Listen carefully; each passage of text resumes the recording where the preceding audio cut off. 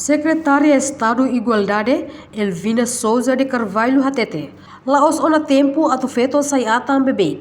Batasu no sanan ia dapur. Tuirnia, ia era ukunan o hiloron, feto sira ia direito de acesso à educação nebe qualidade, to o nível alto. Nune sirbele sai polícia numa serviço ia área selo. Nebe precisa feto ne contribuição noma tene. Sai feto penite line lá fácil, mesmo que sira soro situação a problema oi.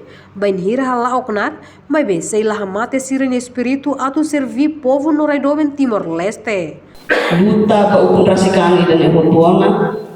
Contribuição ne bem makasira halo, você ne coragem, limitação sira ne bem makasira sira halo botuana.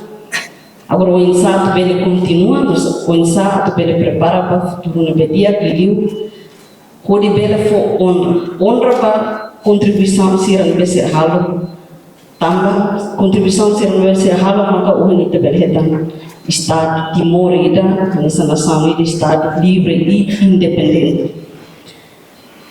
Deputada pessoa imane se ele maka tem saída, hau desculpa tambah mais geração ida nebe que la sempat sente saya dah makan sira sente saya dah makan bos sente governo halo teloron comemora teloron ya let forward e entusiasmo makas e parakpa e na vai misa amo domingos até tempo todo feito la bela sai e ele humilha a tempo todo feito la bela sai atam basana no passo feito la bela sai atam basana no passo tambah agora tempo para feito atu bela hagat buang hagat ba oi e amo sa tempo todo atu feito hagat ba oi. Agora, ia lorone, ia na vai,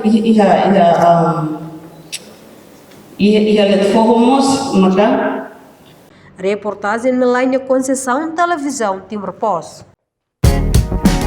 Janela informação ba Emma Roto. Atu atena informação atual dia Gliu, que tá halua. Haneha botão subscribe, like, halo comentário. No faz do media social Roto.